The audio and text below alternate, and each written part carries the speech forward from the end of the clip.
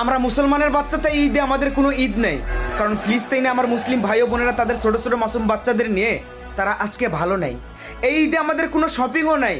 আমরা এই একটা বছরের শপিংয়ের টাকা দিয়ে ফিলিস্তিনের পাশে দাঁড়াতে চাই।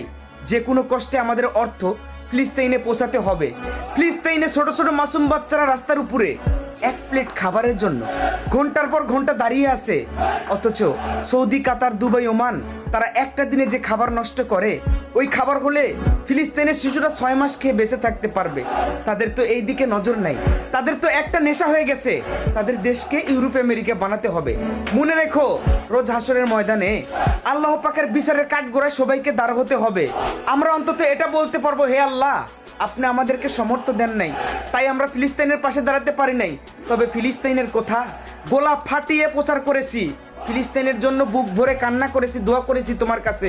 হে আল্লাহ, শুনেছি আপনার আবাবিল পাখি আছে, তবে সেটা এখন একটু প্রেরণ করেন, ইসরায়েলের উপরে পরে প্রেরণ করেন। আগে কিছু নামধারী শয়তান মুসলিম কান্ট্রির উপরে করেন।